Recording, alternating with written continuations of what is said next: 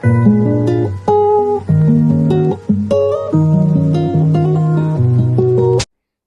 தலைவரே, படம் பார்த்து ரொம்ப நாள் ஆச்சு. ஏதாச்சும் ஒரு படத்துக்கு போகுமா? சரி, ஒரே போரா இருக்கு. நல்ல படம் ஏதாச்சும் அப்படின்னா ஒன்று பண்ணு, கேரளாவுக்கு ட்ரெயினுக்கு ஒரு 2 டிக்கெட்டு போடு. என்ன தலைவர் எப்படி சொல்றீங்க?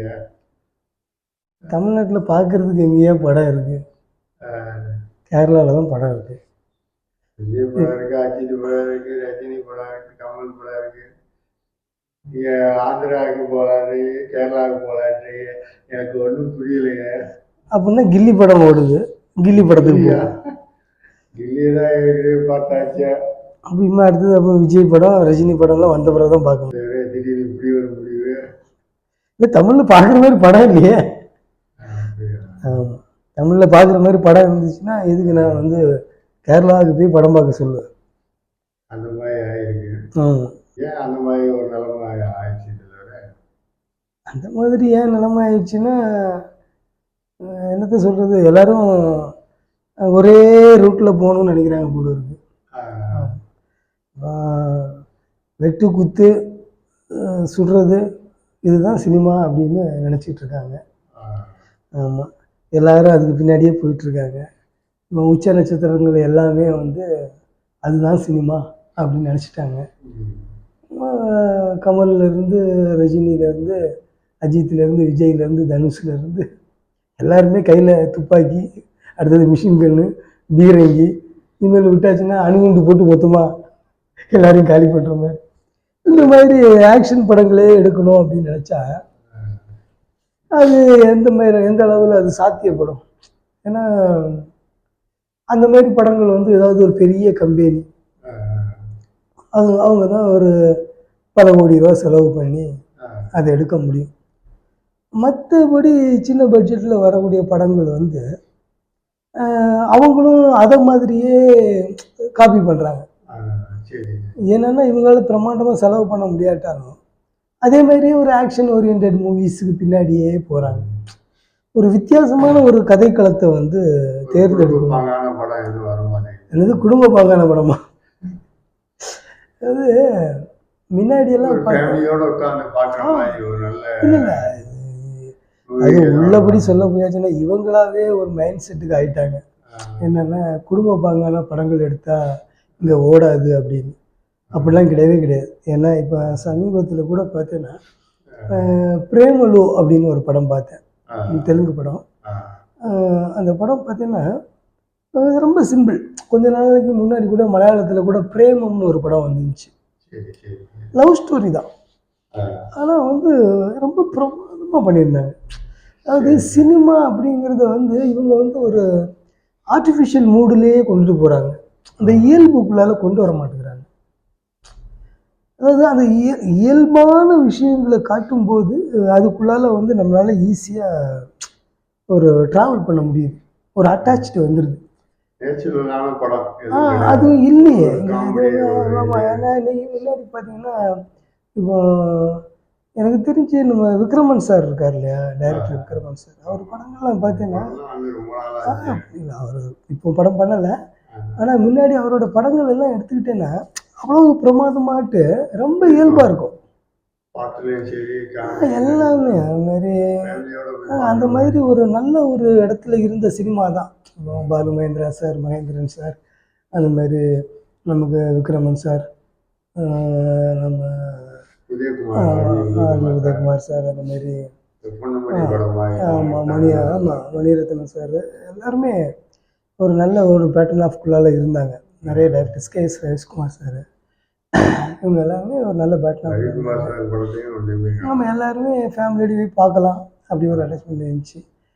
இடையில தாறு மாறாட்டு கொஞ்சம் ஓட்டங்கள் ஓடி சாடி சினிமாவினுடைய போக்கையே வேறு மாதிரி திருப்பி விட்டாங்க. அதனால வந்து இப்பவும் வந்து இல்லை, கண்டிப்பாக இழப்பு தான். ஏன்னா நல்ல படங்கள் இல்லை கிடையாது. ஏன்னா தேட்டருக்கு வரலன்னா தேட்டருக்கு எல்லாம் ஃபேமிலியோடு வர்ற அளவுக்கு நீங்கள் என்ன மாதிரி ஒரு படத்தை நீங்கள் கொடுக்குறீங்க? இப்போ அதர் ஸ்டேட்லேருந்து மஞ்சுமோல் பாய்ஸ்னு ஒரு படம் வந்துச்சு தமிழ்நாட்டில், அதுக்கு பெரிய அளவில் கலெக்ஷன். மக்கள் அந்த மாதிரி படம்லாம் தமிழ்நாட்டில் கிடைக்கவே வித்தியாசமான ஒரு சப்ஜெக்டு, ஒரு நல்ல ஒரு எமோஷன் அட்டாச்மெண்ட்டு இதெல்லாம் இருந்துச்சுன்னு கண்டிப்பாக இவங்க வரவேற்பு கொடுக்க தான் செய்கிறாங்க. அதுதான் சொன்னேன், அந்த மாதிரி அந்த பிரேமலு படம் ரொம்ப பிரமாதமாக இருந்துச்சு.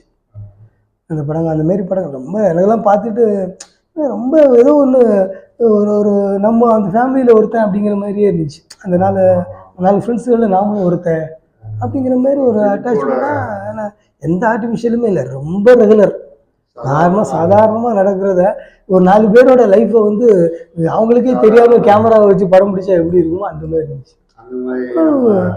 ஆமாம், ஒரு அந்த அளவுக்கு ஆர்வமாக இருக்கு. ரொம்ப அந்த வரமாட்டேங்குது. ஏன்னா இந்த ஃபுல்லாகவுமே ஆக்ஷன் சொல்லிட்டு இது வச்சுருக்காங்க. இதில் வேற பார்த்தீங்கன்னா அத்தி பூத்தது மாதிரி விஜய் சாரை சும்மா சொல்லக்கூடாது. இடையில வாரிசுன்னு ஒரு படம் கொடுத்தாரு.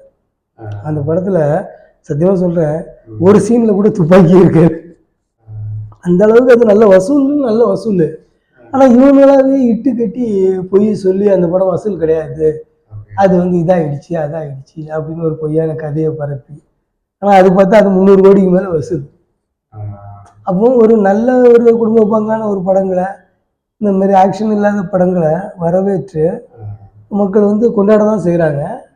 அப்போ அதுக்கு சப்போர்ட்ஸும் வெளியிலேருந்தும் கொடுக்கும்போது தான் அடுத்த வந்து டைரக்டர்ஸும் சரி ப்ரொடியூசர்ஸும் சரி அந்த மாதிரி படங்களை எடுக்கிறதுக்கு முன் வருவாங்க. ஏன் அப்படி இருக்க வரமாட்டேங்கிறாங்க? மனசு கஷ்டமா. தமிழ்நாட்டு மக்கள் மனசுல ஒரு ஏக்கமாகவே இருக்கு, ஒரு நல்ல தமிழ் படத்தை பார்க்க முடியல. அந்த மாதிரி ஒரு நல்ல படங்கள்லாம் வந்து ரொம்ப நாளாகி போச்சு. மக்கள் மனசுல அது ஒரு கேள்விக்குறியாகவே இருக்கு.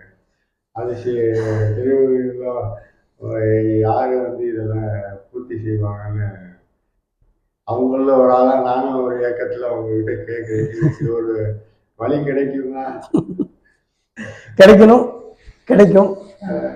அது ப்ரொடியூசர்ஸ் டைரக்டர்ஸ் அவங்கள வந்து கான்ஃபிடென்ட்டாகிட்டு நம்ம இந்த ஆக்ஷன் அப்படிங்கிற அந்த பாதையை விட்டு கொஞ்சம் திரும்பி கொஞ்சம் நல்ல படங்களை வந்து நம்ம ஒரு யதார்த்தமான படங்களை கொடுக்கலாம் அப்படின்னு மனசு வச்சாங்கன்னா நீங்கள் நல்ல படங்களை கொண்டாட தான் செய்கிறாங்க. ஏன்னா வித்தியாசமான படங்களை வந்து தமிழ் மக்கள் எப்போவுமே அவங்க நிராகரித்ததே இல்லை. ஆனால் நல்ல ஆடியன்ஸு, அதனால தான் சொல்கிறேன், நல்ல படங்கள் எடுக்கணும், பார்ப்போம் நம்ம. ஆமாம், அதுக்காக மக்கள் மனசுல நம்ம ஒரு மக்கள் போல இயக்கத்தோட இருக்கோம். நல்ல படங்களை எதிர்பார்ப்போம். வெளியில் வரட்டும். அது கலை உலகு திரையுலகு எல்லாம் சேர்ந்து ஒரு முக்கிய முயற்சி இருக்கு. அதைத்தான் நாங்கள் எல்லாம் எதிர்பார்க்கணும். பெருசாக ஒன்று செய்வோம், மக்களை எல்லாம் திரட்டி உண்ணாவிரதம் இருந்துருவோம். இனிமேலும் இந்த தலையை வெட்டுற மாதிரி காலை வெட்டுற மாதிரி இந்த துப்பாக்கியை சுட்டு இதெல்லாம் எங்களுக்கு போர் அடிச்சிருச்சு. வித்தியாசமான படங்களை கொடுங்க, மக்களை திரட்டி போராட்டம் ஒரு போராட்டம் பண்ணவா நீங்க சொன்னவா செஞ்சாதான் தெரியாது. சரி, அப்போ பண்ணிடுவோம். வேற வழி தெரியுங்க எங்களுக்கு. நாங்களும் நல்ல படம் பார்க்கணும்ட்டு இங்கே அடுத்த ஸ்டேட்டுக்கெல்லாம் போக முடியுங்களா? சரி, ரைட், ஓகே மக்களே. இது வந்து ஒரு ஆதங்கமாக இருந்துச்சு, அதுதான் பேசணும். இது ஆமாம், இது உங்களுக்கு பிடிச்சிருந்துச்சுன்னா எங்களுடைய ஆமாம், இல்லைன்னா கம்பெனிலேருந்து அடி கொடுத்துருங்க. அவங்க பிடிச்சிருந்தா பார்ப்பாங்க, லைக் போடுவாங்க. பிடிக்கலன்னு வச்சுக்கியா அவங்களே வந்து விட்டுருவாங்க. அதனால் வந்து எங்களுடைய சேனலை சப்ஸ்கிரைப் பண்ணுங்கள், லைக் பண்ணுங்கள், ஷேர் பண்ணுங்கள், கமெண்ட் பண்ணுங்கள். இந்த மாதிரி யதார்த்தமான வீடியோஸை வந்து ஆதரிங்க. தேங்க்யூ.